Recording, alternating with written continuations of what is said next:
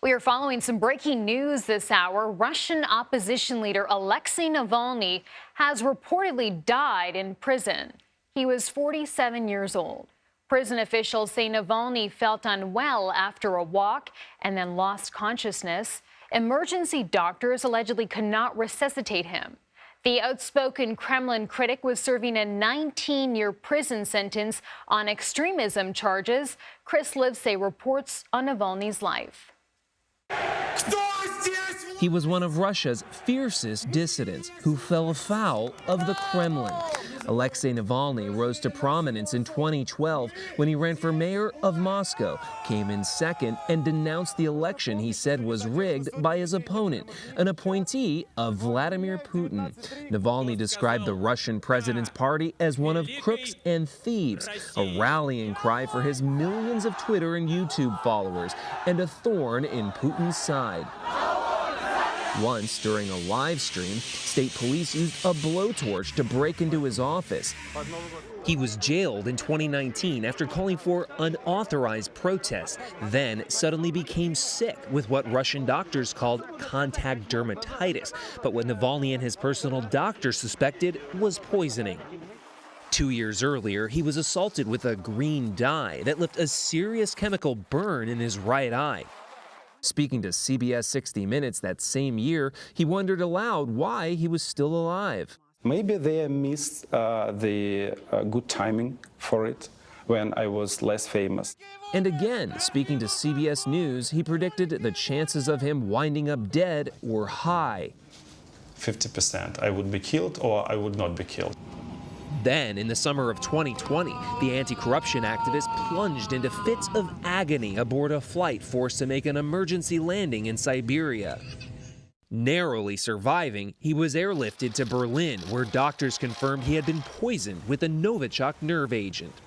After making a dramatic recovery, he told CBS 60 Minutes' Leslie Stahl that the Russian president himself was to blame. You have said you think that Mr. Putin's responsible. I don't think, I'm sure that he's responsible. But Navalny made a bold return home to Russia, which denies any involvement in his illness. Upon arrival, he was arrested, not before kissing his wife Yulia goodbye. Alexey Navalny, the voice of Russia's opposition, now silenced. Chris Livesay, CBS News, Rome. And joining me now with more on this from Riga is Russia reporter Mary Ilyushina. Mary, thanks so much for being with us. Want to get right to it. What more do we know about the circumstances surrounding this death? I mean, could it be suspicious? Well, Russian officials say that he suffered thrombosis, the blood clot kind of was the reason for his death. His team has not officially confirmed that he is dead. They said that the lawyers are trying to reach the penitentiary facility where he was held, which is very remote. It's in the far north. We do know that there were concerns about his health from his family and from the team because he was repeatedly sent to solitary confinement. The conditions in that prison are extremely harsh, and obviously it was definitely taking a toll on his health throughout these months that he was held there. Mary, this is someone with such a huge following, a fierce opposition leader. Talk a bit with us about the reaction to his death. What are you seeing and hearing? A lot of Russian rights activists and Navalny supporters are saying that this is obviously at the hands of the Kremlin because, you know, even if that was indeed a blood clot, it was a result of his confinement, the result of the persecution that he's endured, a result of these very harsh punishments by being sent to the solitary confinement, which is, you sit in a box that is cold for a very long time, and that obviously even for a healthy man, after a while it will affect you in a very negative way. I don't think there's any doubt that Russian activists and people who support Navalny, supported his cause, are sympathizing, obviously, with his family right now, but also saying that, the Kremlin, even if it didn't directly, do something to him, if there was no particular accident or anything, it is responsible for holding him there and for that prison affecting his health in the way it did.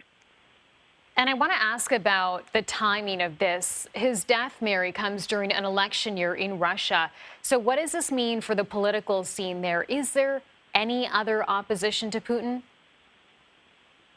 There is no real opposition to Vladimir Putin because he's running with, I think, 3 or 4 other candidates, all of them who are part of, they're members of Russian parliament or part of the so-called systemic opposition. Only one candidate who tried to run and was barred was Boris Nadezhdin, and he was running on this anti-war campaign for, several months, but eventually he was prevented from registering as a candidate because the Central Election Committee said that his signatures and support that, you have to gather signatures to show support from the people. They said that they were not good enough and they were fake. And therefore, Putin faces no real opposition during this election. Okay, Mary Ilyushina, thanks so much for your time and sharing your perspective on this. We appreciate that. And for more on this breaking news, I want to bring in Kurt Volker. He is a former United States Special Representative for Ukraine and former ambassador to NATO. Kurt, thank you for being with us. Want to start again with this breaking news. Let's start with your reaction to this news about Navalny's death. What are you hearing? Are you surprised? I'm not surprised. This eventually was going to happen, and this is the state of Vladimir Putin's Russia today. If you're an opponent to Vladimir Putin, you get disqualified, you get arrested, you get put into harsh conditions. They tried to kill him several times, including by poisoning his underwear with the Novichok example that we heard about. And they just continuously put him under this kind of pressure, and eventually his body gave out. We shouldn't forget that there are others in jail as well. I want to mention Vladimir Karamurza, who is also in jail in a Russian prison for speaking out against the war in Ukraine. And of course, there are Americans being held in Russia right now. Evan Gershkovich from the Wall Street Journal and Paul Whelan. What could this mean for those other Americans still inside Russia? Well, it should be a reminder to us in the West, first off, that this is the nature of Putin's regime. We shouldn't have any illusions about it. And secondly, the conditions can be so bad they can actually kill somebody. So the urgency of addressing these issues with Vladimir Putin should be very, very high. And I want to ask you as well, Kurt, about the global impact of something like this. I mean, how might this impact Russia's approach to Ukraine? Well, I think Putin has already made up his mind about his approach to Ukraine, which is to claim that Ukraine doesn't actually exist as a country or as a national identity, and to use his military forces to commit genocide and war crimes to try to wipe out Ukraine. Nothing is changing that. And what about America's response to this? What do you expect to hear from American officials in the hours and days ahead? Well, I think about Navalny, it's going to be, again, a sense that this is expected in Vladimir Putin's Russia. We know what we're dealing with. But I also hope that people realize that there is actually an urgency to providing U.S. support to Ukraine so that they can defend themselves against this brutal regime of Vladimir Putin that is intent on eliminating Ukraine.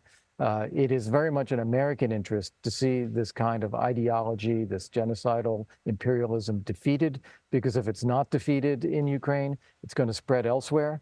And others are watching, such as China, and they need to see that Putin actually does not succeed at this. Right. And so what kind of help right now does Ukraine need?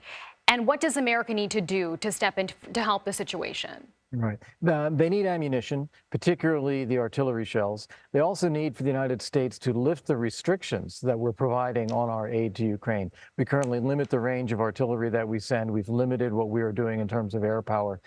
We need to actually be providing what Ukraine needs to win. And I think both Republicans and Democrats in the Senate and in the House support that. And I think the White House should get behind that as well. The Republicans are, of course, concerned about the southern border, and they want to see something there as well. I would hope that the aid to Ukraine can finally be released because it is desperately needed by people on the ground. Okay, lots to follow here. Kurt, thanks so much. Thank you.